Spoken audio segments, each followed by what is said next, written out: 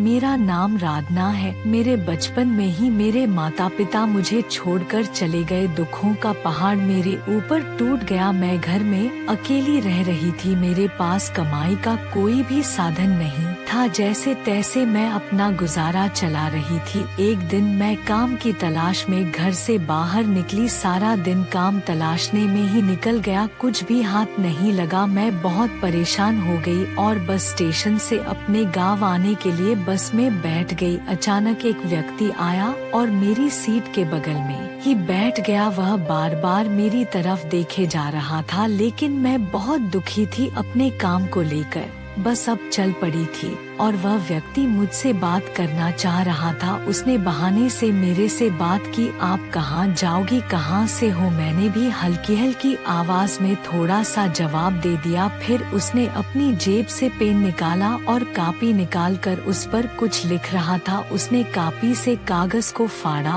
और अपने हाथ में दबा लिया। अब वह मेरे से बात नहीं कर रहा था और मैं भी अपने भविष्य की सोच में डूबी थी। शायद अब उस व्यक्ति का बस स्टैंड आने वाला था। अब उसने अपना एक हाथ मेरे कंधे पर रखा और बोला, आप बहुत अच्छे हो। मुझे बहुत अजीब सा महसूस हुआ, फिर मैंने इग्नोर कर दिया। अब जैसे ही वह व्यक्ति बस से उतरने वाला था, उसने वह कागज मुझे पकड़ा दिया और बोला, कभी जरूरत पड़े तो याद करना, जब दिल करे तब देख लेना और पढ़ लेना। मैंने भी उस पर्ची का ध्यान नहीं दिया। हाथ में तो पकड़ ली लेकिन उसे पढ़ा नहीं और ऐसे ही अपने बैग में रख दिया। अब कुछ देर बाद ही मेरा बस स्टैंड आ गया और मैं भी उतरकर अपने घर चली गई। अब ऐसे ही काम की तलाश में 3-4 महीने निकल गए, लेकिन मुझे कोई काम नहीं मिला। फिर मैंने सोचा, क्यों ना मैं अपना खुद का कोई ऐसा बिजनेस शुरू करूं जिससे मुझे किसी के सामने हाथ फैलाने की जरूरत ना पड़े। एक दिन मैं बाजार जा रही थी, तभी मैंने टेलर की दुकान देखी तो दिमाग में आया, क्यों ना मैं टेलर का काम सीख लूं। फिर मैं एक टेलर की दुकान पर गई, उससे पूछा कि मुझे काम सीखना है तो वह बोले कि 1 लाख रुपए लगेगा। 1 साल में हम आपको अच्छा काम सिखा देंगे और फिर आप अपनी दुकान खोल सकते हो। लेकिन फिर वही बात, अब मैं सोचने लगी कि मेरे पास पैसे कहाँ से आएंगे।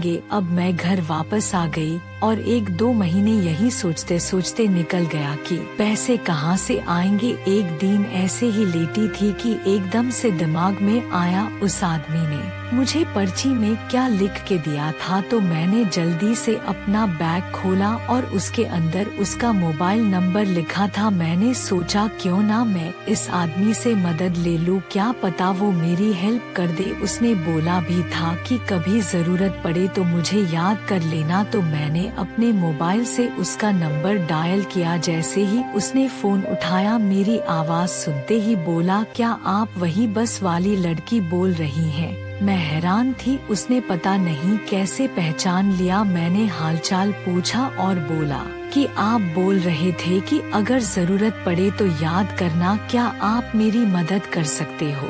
मुझे पैसे की जरूरत है। वह व्यक्ति बोला, हाँ बताओ कितने पैसे चाहिए? मैंने बोला 1 लाख। तो उसने फोन पर मुझे एक एड्रेस बताया और कहा, यहाँ पर आ जाना, आपको पैसे मिल जाएंगे। मैं अगली सुबह ही उस पते का पीछा करती हुई वहाँ पर पहुँच गई, जो एक होटल था। होटल के अंदर जाकर मैंने रूम नंबर पूछा और उनके कमरे तक पहुंच गई। मैंने दरवाजा खटखटाया तो अंदर से आवाज आई, आ जाओ। जैसे ही मैंने दरवाजा खोला, मैं डर गई। वह व्यक्ति टेबल लगाया हुआ था, उसके ऊपर एक दारू की बोतल और 2 गिलास रखे हुए थे और हाथ मिलाते हुए उसने मुझे अपने पास बिठाया और बोला, क्या थोड़ा एंजॉय करोगी? मैंने एकदम से बोल दिया, आप ये कैसी बातें कर रहे हो? और मुझे अपनी तरफ खींचते हुए मेरे गले लगकर रोने लगा। मैंने एकदम से उसे दूर हटाया और बोला कि आप यह क्या कर रहे हो? मैं दूर जाकर बैठ गई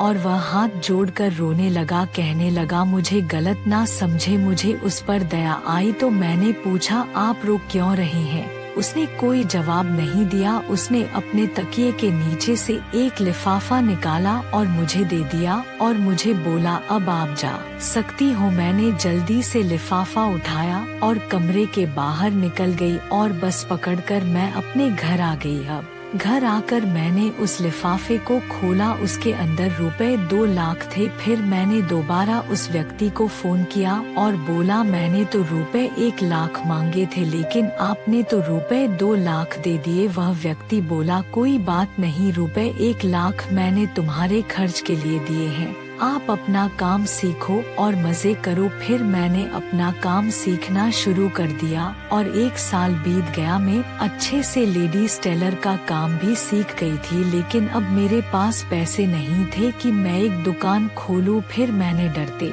डरते उस व्यक्ति को फोन मिलाया कि मुझे दुकान खोलनी है, 1 लाख रुपए की और जरूरत है। तो वह व्यक्ति मुझे एक एड्रेस देता है और बोलता है यहाँ पर आ जाओ, लेकिन अब की बार एड्रेस अलग था। मैं दिए हुए एड्रेस पर पहुँची। फिर मैंने उसके रूम का दरवाजा खोला, सामने देख रही हूँ वैसे ही एक बोतल दारू की और 2 गिलास टेबल पर सजाए हुए बैठा है। वह व्यक्ति बोला आओ इधर आओ, मेरे पास बैठो। मैंने बोला नहीं मैं यहीं ठीक हूँ। फिर वह व्यक्ति बोला अरे घबराओ मत, मेरे पास आओ। मैं डरते डरते उसके बगल में बैठ गई। उसने मेरा हाथ पकड़ा और मेरे को अपनी तरफ खींचा, फिर से मेरे गले से चिपक कर रोने लगा। मुझे कसकर पकड़ लिया, मुझे बहुत अजीब सा लग रहा था। मैंने धीरे से हाथ छुड़वाते हुए उससे दूर हो गई और साइड में बैठ गई। फिर अचानक वह बहुत जोर जोर से रोने लगा। मैंने बोला आप ऐसा क्यों करते हो? वह बोला अब तो बस तुम ही मेरी जिंदगी बना सकती हो, आप ऐसी बातें क्यों कर रहे हो, मुझे अच्छा नहीं लगता। वह व्यक्ति अजीब अजीब सी हरकतें कर रहा था। फिर वह चुप हुआ और बोला यह लिफाफा पकड़ो और आप जाओ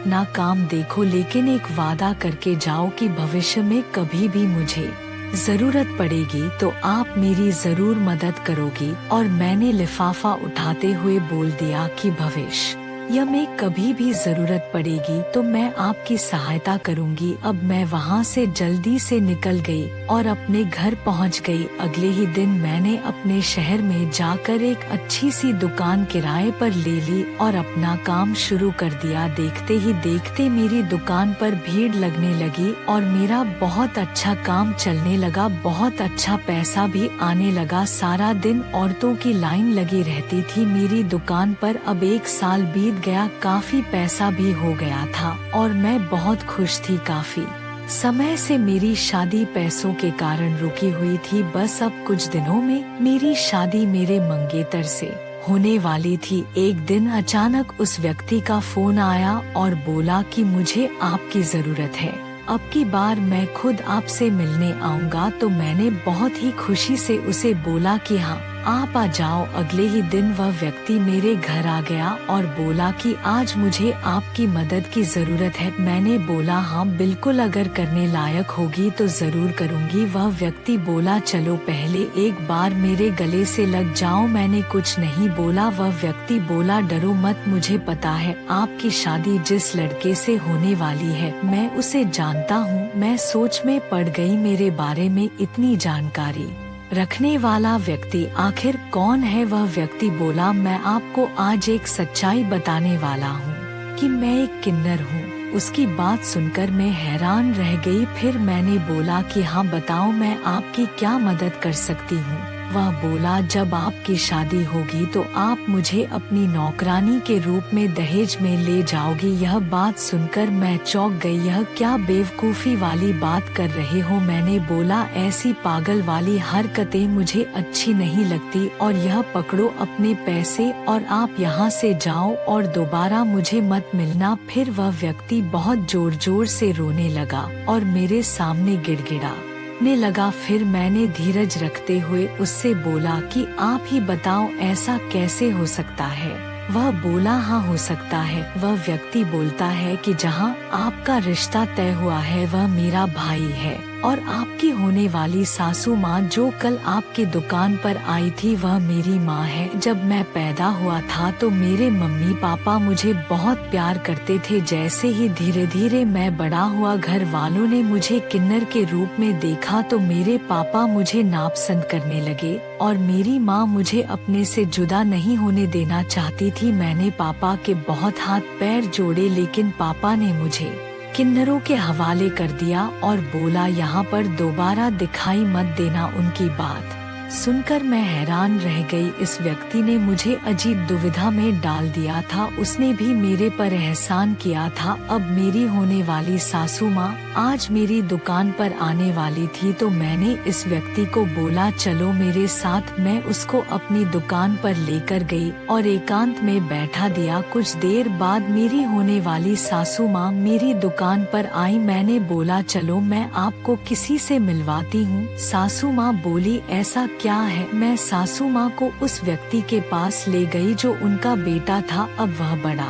हो चुका था। एक बार तो सासू माँ ने उसे पहचाना नहीं। फिर वह व्यक्ति देखते ही अपनी माँ के गले लग के रोने लगा और मुंह से निकाला माँ मैं आपका मोहन। माँ से देखा ना गया। माँ ने उसको गले लगा लिया और उसका माथा चूमने लगी। मेरी भी आंखों में आंसू आ गए। काफी देर तक माँ और बेटे ने एक दूसरे को नहीं छोड़ा। गले लगकर रोते रोते मोहन बोला माँ मैं आपके साथ ही रहना चाहता हूँ। मुझे आपकी बहुत याद आती है माँ, मैं आपके साथ ही रहना चाहता हूँ। माँ बोलती है बेटा यह कैसे संभव है? तेरे पापा मुझे जान से मार देंगे। तभी मोहन ने जो प्लान बनाया था वह अपनी माँ को बताता है और बोलता है क्या मैं लेडीज वेश बनाकर आपकी होने वाली बहू के दहेज में नौकरानी के रूप में आपके साथ रह सकता हूँ? तभी माँ बोली हाँ ऐसा हो सकता है। तभी हम तीनों मान जाते हैं। अब मेरी शादी का दिन आ गया और मोहन को लड़की बनाकर एक नौकरानी के रूप में मैं दहेज में अपने साथ ले गई।